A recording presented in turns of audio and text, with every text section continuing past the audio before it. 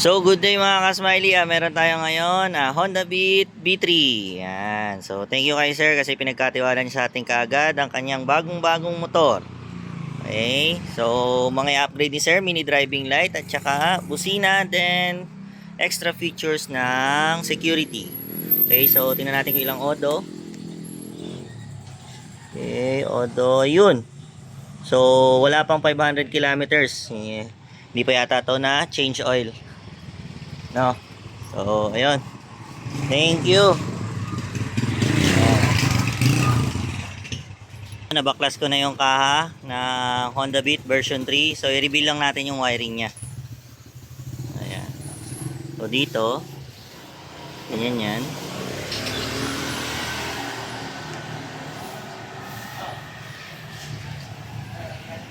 Ganyan ang wiring nila. Dito sa part na to, itong area na to, maluwag to yung papunta sa headlight. Ayan.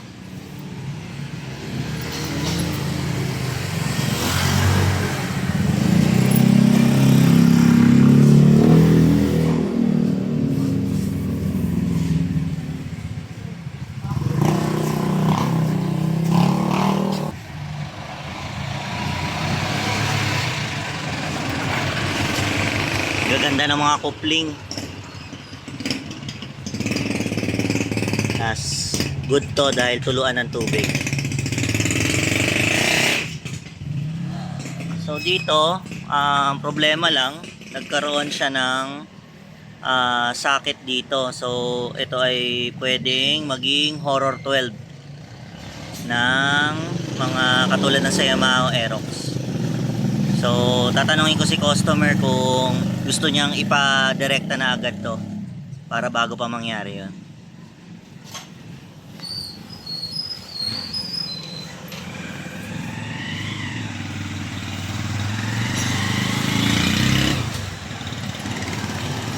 Okay. Yung left switch, so ginaya natin siya dito. Naglagay tayo ng guide para maikabit yung idling and stop switch. So ito na yung magiging mini driving light switch niya. Test fit. Ayan. Ayan. So ilalak na lang natin siya. Smiley Works. Ayan. So ito yung mga ginawa natin. Smiley Works. So ito yung all lights relay. All lights fuse natin yan. Yung yellow is horn fuse. Then ito, nagdagdag tayo isang relay dito para sa immobilizer natin and keyless. Tapos yun. So ganyan karami yung wire. So dito yung sa side stand. Okay. Tapos yung meter panel, pinag-combine natin. Ayan. Okay. Ganito yung setup natin sa Honda Beat headlight. So dito natin nilagay yung Zenlo na ballast. Kasi yan, plug and play yan. Pati yung kanyang for dual contact. So naka-ready siya dito. Then, ayan. O, ganun lang kasimple, naka-cable tie. Yan, yung binutas, may harap. Tapos, ingat lang kayo sa headlight ng Honda Beat B3 kasi meron dito 12 volts ang input niya pero ang mga negative niya ay 6 volts. Yan, 6 volts. O, ingat-ingat lang. Good day mga ka-smiley ha. So, ayun, maulan. Ayan, sobrang ulan. Pero, tapos na yung ating Honda Beat B3. So after 2 days. Bakit 2 days? Kasi first time ko hinawakan to. Then thank you kay sir kasi kahit bagong-bago pa lang to, pinagkatiwala niya na to sa atin. So ganito lang muna tayo pumorma sa video. So start muna tayo sa battery. Ayan. So sa battery, papansin nyo sa fuse box, puno na siya. Noong una hindi, di ba? So may kita niya sa mga Honda Beat B3 nyo. So etong dalawang 15 ampere, reserba na lang din yan. Andito yung all lights relay natin. Then, nandito naman yung ating horn fuse. Ayan. So, marami ako nilagay dito for security and safety. Ayan. So, meron din tayo tulad ditong jumper wire. So, may pinagagamitan to. So, ayan yung dinagdag natin dito sa Honda Beat B3 sa battery side. So, wala pa rin tayong terminal fuse dito. At wala rin tayong terminal fuse. So, malinis na malinis siya. Dito sa kanyang fuse box and battery side. Okay. So, dito sa likod, ayan, yan yung mga setup natin. Ayan, papakita ko lang sa inyo kung gaano kalinis. Okay, so sobrang ulan. So, ito, soon, bago pa naman, so maganda pa. Ewan ko na lang kung pabalik sa atin ito sir para ma-prevent yung Horror 12. So far so good pa naman dahil brand new pa to. Ganyan tayo mag-wiring. Hindi na natin ito tinakluban. Ayan na natin yan. Labasan ng tubig. Ito, labasan niya ng tubig.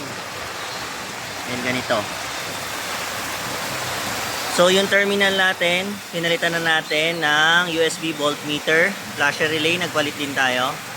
So ganito yung setup natin. So dito, nagdagdag ako ng hose kasi masyadong marami yung dinagdag natin sa taas. So hindi na siya kakasya dito sa original hose. Yan. O ngayon,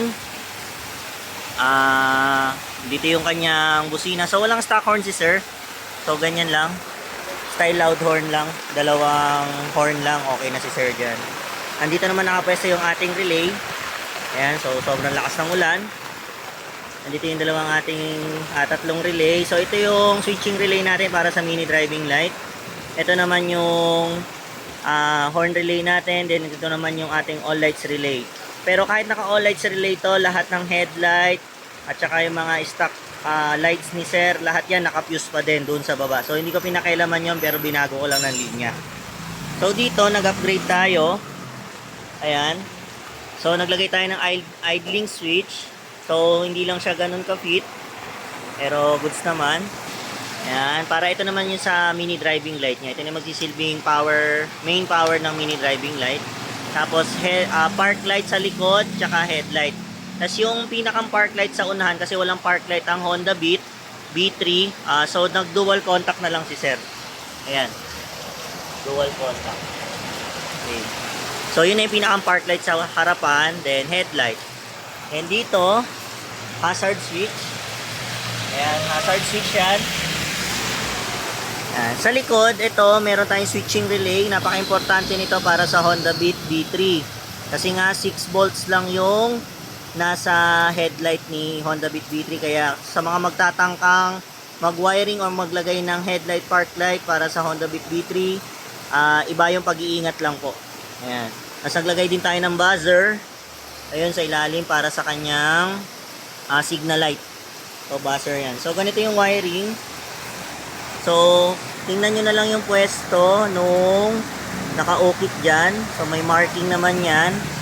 Para, kailangan kasi 0-0 siya dito dahil tatama siya dito. Ayan. So, kailangan 0-0 yan sa mga gusto mag-upgrade. Okay. So, ayan yung ating wiring. So, parang walang nadagdag. Okay.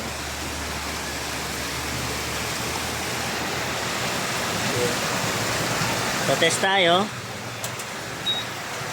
Yun. So, nag-buzzer siya.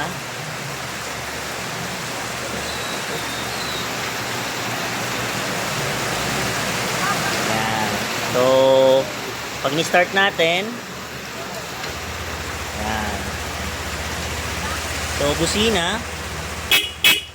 Yun. Lakas. Okay. So, ito yung headlight and park light and high beam. So, wala pa yung headlight kaya hindi pa natin matetest. So, okay na yan.